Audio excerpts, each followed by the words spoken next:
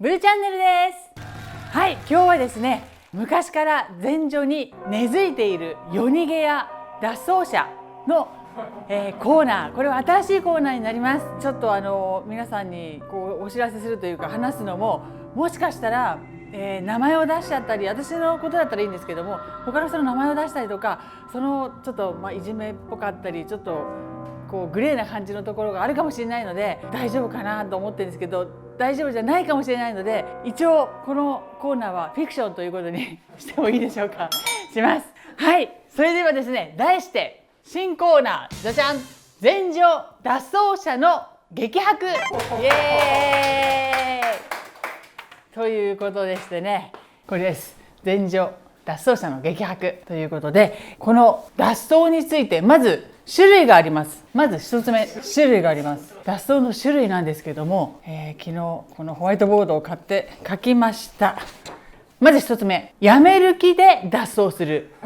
これは本当に何か嫌なことがあってもうやめちゃおう。普通の会社員だとしたらちゃんと社長さんに断ったりとかすると思うんですけども、大体前者の人たちは15歳から中卒で入ってるんで、このしっかりとした区切りっていうか、あんまりしないで、もう嫌だと思ったらパッと逃げる、脱走するか夜逃げするかっていうパターンがちょっと多いですね。それなのでまずはやめる気で脱走をするというのが一つで、二つ目、今度は戻る気で脱走する。これ戻る気で脱走するっていうのは、新人が多いんですけども、脱走するっていうのは会社に自分の意見がまだ言える立場じゃない、まだもうとにかく言われたことをやらなくちゃいけないっていう時代っていうか、新人時代はだから会社に言いたいことを言えないんですね。それを言うために何かの行動を起こして、自分どうしたんだってなってやっと自分の意見を聞いてもらうっていう手段として戻る気で脱走する。これが2つ目です。で、この3つ目、脱走後時間をかけて戻る。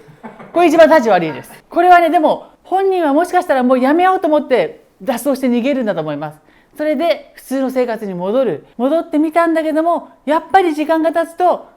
もう一回夢を叶えたい、もう一回戻りたいっていう精神状態になるんですね。それでちょっと時間がかかっちゃって、かかればかかるほど本当は戻るの大変なんですよ。だけどやっぱり何をされてもしょうがない、でもやっぱり戻りたいんだっていうことで時間をかけて戻るパターンと、この3つがあります。で、4つ目っていうのは本当にそのまま脱走したまま何の音沙汰もなくで、二度ともう全日本女子プロレスの会場にも来なくなるパターン、この4つありますけども、大体この3つが脱走の種類ですね。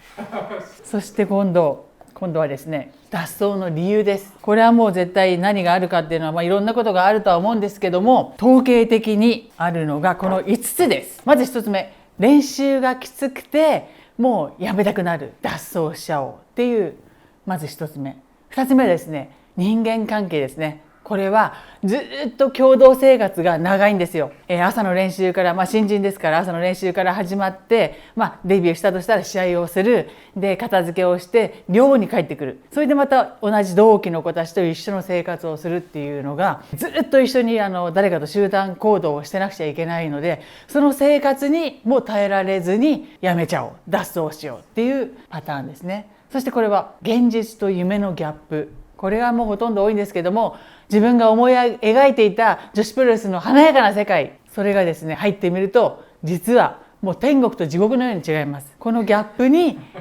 こんなんじゃなかった、私の思ってる夢はこんなんじゃなかったっていうことで逃げちゃうパターンです。これはまだ正当化というか、まだクリーンな理由ですね。きついとか辛いとか、違うよ、こんなんじゃなかったんだよと思って、人間らしい感じなんですけど、この4番目、これ自分とは関係なしにやられてしまうことですね。自分は一生懸命やろうとか頑張ろうと思ってたとしても、なんかいじめられちゃう人っていますよね。いじめられちゃうっていうか、もしかしたらこれはいじめじゃなくて仕事ができなくて怒られてるだけなのかもしれない。だけどもその怒りっていうのは全然本女子プロレスの中ではすごく厳しかったんで、自分だけ言われちゃってる、できなくてダメだ、もう今日も怒られる、今日も怒られる、今日もいじめられるに変わっていっちゃったりとかするパターンもあります。このいじめと思って脱走する。そしてこの5つ目、ルールを破り居づらくなってしまう。辛くなって居づらくなっちゃう。これはですね、ルールっていうのはお酒、タバコ、男っていう3禁っていう、ルールがあるんですけども、それをですね破った見つからないと思って破ったんだと思いますよ、きっと。だけど見つかってしまう。それが徐々に全日本女子の選手の中に広まっていってしまって、結局は会社に届く前に居づらくなって脱走するっていうパターンです。この理由に関してはこの3つはもしかしたらまた戻ることができるかもしれない。ただこのいじめでやめた、このルールを破って居づらくなってしまった。はい、どうぞ。質問があります。はい。多分居づらくなるの漢字が違ってます。あ、そうですかね。これはこういう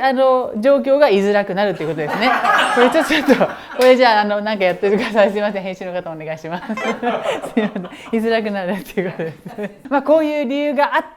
て、脱走する方がいっぱいいるんです。全日本女子プロレスには。さあ、それではですね、今回このコーナーでは初めてになります。一つ目の例を挙げてみたいと思います。先ほども言いましたけども、これはフィクションだと思いますよ、きっと。出てくる名前の方がいっぱいあるんで、ちょっと今日はイニシャルにします。多分全日本女子プロレスの、昔からのファンの人はもう分かってると思います。ただも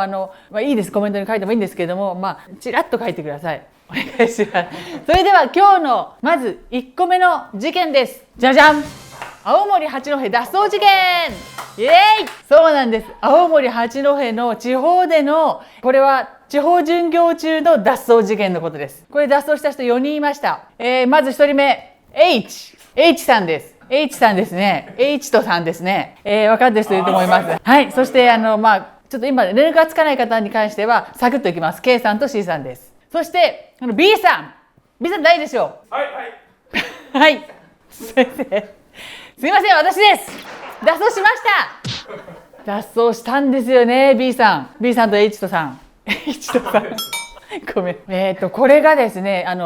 これはもう今回初めてなんで、どういう順番でこう告白していくか、激白していくかちょっと分かんないんですけども、まず青森のプロレスの会場からこの4人で多分、電車に乗って逃げました。電車に乗って逃げるパターン、タクシーで逃げるパターン、走って逃げるパターンとかいろいろなのがあるんですけども、これはこの4人の誰の地元の近くでもなかったので、電車で逃げました。ってことはあの時お金持ってたんですね。もう逃げる気だったら確信犯だったかもしれないです。それでこれ私に関してです。これじゃなくて私に関してはこの脱走の種類に関してね、何だったかっていうと、私はこの2番目の戻る気で脱走しました。確信犯です。お金を持って電車に乗ってる確信犯です。もう絶対に戻るつもりで脱走しました。他の人たちはちょっとね、もしかしたら本当にやめようとか、それからノリでね、ちょっと私脱走しようと思うんだけどみたいな、本当にマジで私もみたいな感じで、じゃあ行こっかみたいな、もうあったかもしれません。わかんないです。ただこれに関して一番最後には言いますけども、その時に私たちを見に来てくれた会場にね、ファンの方がいたとしたら、これは本当にもう申し訳ないことなんですよ。ただもう今だから話せることなんで、フィクションですしね、これは。一応それを踏まえて聞いてきてください。まず電車で逃げましたね、東京まで。東京逃げる電車に乗るのに多分ね、八戸から新幹線じゃなかったのかな。でも新幹線だったかもしれない。もしかしたらちょっとどっかまで大きい駅まで行って、そこから新幹線だったかもしれないです。なんかね、あの頃って電車の中でタバコが吸えたんですよ。まだタバコを吸える時代でした。それでお酒タバコ男ってダメってなってるから、急にこう何でもやっちゃえみたいな感じで電車に乗れた瞬間にすっごく安心したんですね。もう捕まらないっていう、もう試合も入っちゃって組まれてますから、それをいきなりもう出ない、3人出ないってことは4人出ないってことは2試合ないってことですからね。それでもうきっとすごいことになってるだろうな、あいつら逃げたって今頃多分バレてるな、でももう電車乗っちゃったから大丈夫だよっていう安心感から、なんだか知んないけど私じゃなかったのは誰かがもうこうなったらやりたいことやっちゃえって、わざとそのやっちゃいけないことをやりたくてタバコを買ってきたんですね。それで多分未成年だったから、タバコ未成年ですよね、18、19だったと思いますけども、4人でタバコを吸いました。でなんかこう悪いことをして、ほらもうこれでもう戻れないよみたいな、多分ちょっとこうけじめっぽいことを悪いことですけどけじめっぽいことをしたんだと思います。それでこうガタガタと揺れながら東京に帰る時、初めはもうすごくよかったっていう安心感、捕まんなくてよかったっていうのと、それがだんだんこう時間が経ってくると、いつもだったらもう試合の準備だったり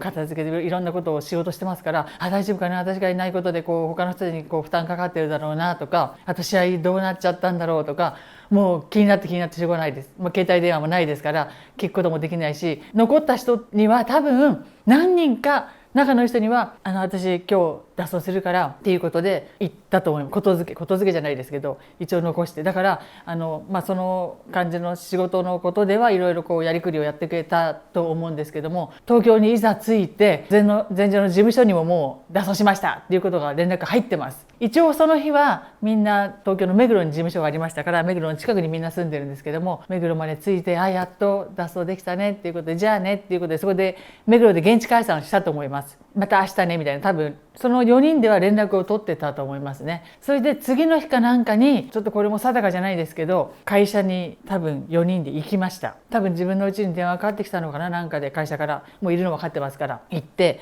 で一体何がどうしてこうなったんだっていうことで。